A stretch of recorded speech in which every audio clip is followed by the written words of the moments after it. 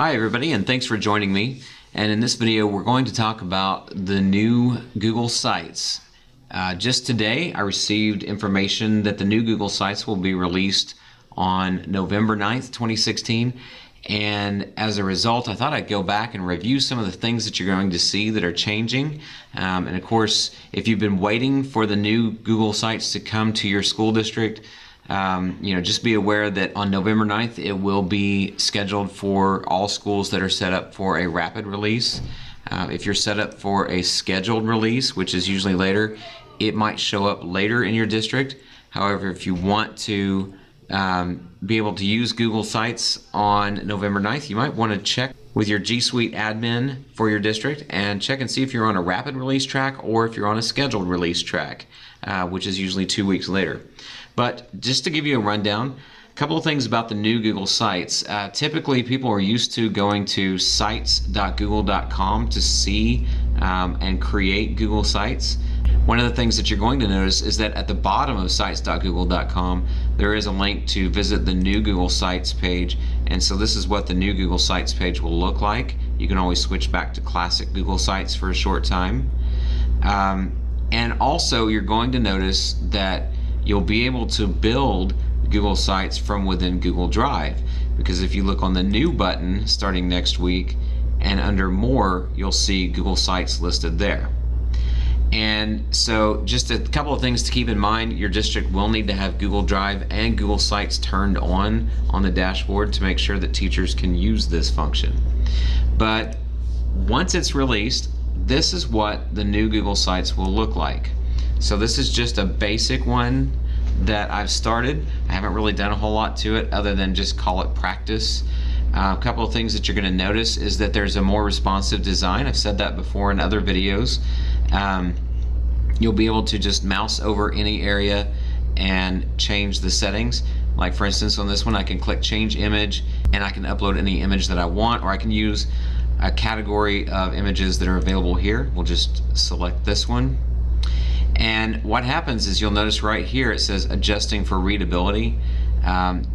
Based on the type of font that's used in the title of the site, the picture may be too dark or too light, and Google Sites will adjust for that. If you want to remove that adjustment, you can just go back to this icon right here and remove that, and it takes your picture to back the way it looked. But you can see here that there are certain elements of this picture that wash out the title, so I'm going to turn that back on and you can see what kind of effect that has on it, and it darkens it so it looks really good.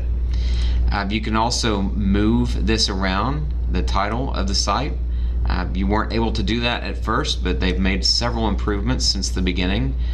And you can always choose the type of header. You can have a large banner or a regular banner, or you can just do a title only if you'd like to. Then over here on the right you'll see the insert menu where you can add text boxes, images, URLs, or you can upload items to your site. And just as a real quick example, if you double click, you'll notice that you don't even have to be over here on this insert menu. You can double click and it pulls up this wheel where you can choose any of those options, including items from Drive as we had over here. And so I'm going to add a text box really quick, and I'm just going to say video tutorials, and you can resize these and move them around wherever you'd like, and you can also change the font, make it a heading or a title, and then you can adjust the alignment tools. You can make it a link or you can trash it. Now anytime you add an element to the page, it creates its own banner section, and you can change the background to that section if you want to, give it a little bit more emphasis, and you can also add an image to it if you'd like. Let me go ahead and throw an image on here so that you can kind of see what we're talking about. And so you can create this flow to your site that's a little bit more dynamic, and as I said, it's also going to look a little bit more responsive, and you'll see what I'm talking about in just a minute. I'm going to remove that image and just go back to a color emphasis. Remember, you can insert anything from over here. So if I click on images, I can upload files from my computer or from my drive. And I'm going to add a real quick icon. And of course with images like this that might be too big, you do have the ability to resize them, but if you don't like the way it was resized, you can uncrop it. And like for instance, if I had resized it a little bit too small and it cut off portions like it does here, I can click uncrop and it fixes it for me. And then I can move elements around the page to match them up a little bit better if I want to. So that's a quick rundown on things that you can add. Like I said, you can also embed URLs and upload. If you click upload, you can upload files. So if you had documents that you wanted to attach to your website for parents or students to download, you can do that. And you also have the ability to add them from Drive. Now, real quick, I'm going to throw a YouTube video on here. So I'm going to paste the URL for a video here, hit search just like you could before, and then hit select. And of course, you can resize the video and change the way it appears on the page. You have a settings wheel where you can hide the controls or change how they appear. You can put a progress bar, you can make it either red or white, and then you can turn full screen on or off if you want to. So it's really easy to drop videos and other elements into the page. Now if I wanted this video, it automatically added it to its own section. If I wanted this video to appear in this banner, as you've seen before in other videos I've posted, you can just move things around the page pretty easily. So you have a lot less constraint when it comes to what you can and can't do to the page. Don't forget, you can also add calendars. If you click calendar, it'll take you to a list of all of your calendars that you have, and you can just click on one and click insert, and it puts it there on the page.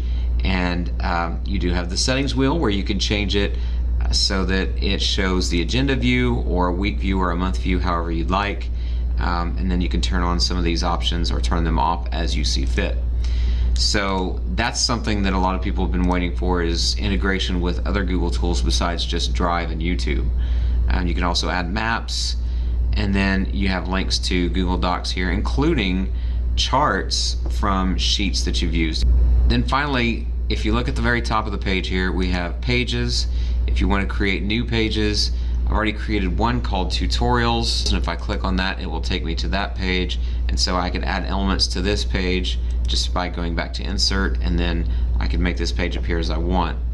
As you add pages, they do appear at the top right of the screen, and you'll just have a running menu across the top, which makes this a more simplified design, and it makes it just a little bit easier, and it falls in line with some of the other products for free websites that you'll find on the internet. And then finally, we have themes, and if you want to apply some basic themes to what you're looking at on your page, you can just click on any of these and preview what they would look like.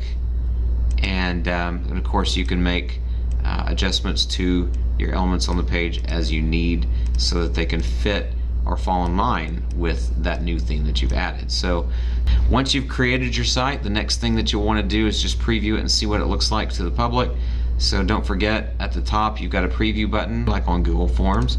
Click on that eye and you can see what your site looks like as viewed by a computer or by a tablet, or as it would appear on a phone. And so this is a great tool so that you can make sure that your site appears as it should, and very awesome, very easy to use. Very cool stuff. It's coming out soon, so watch November 9th. Check with your Google Apps admin to see if you can access this on the 9th and jump in. Look for more updates to come to the new Google Sites after the release on the 9th. And if you guys have any questions, visit www.techiecoach.com. And thanks for joining me.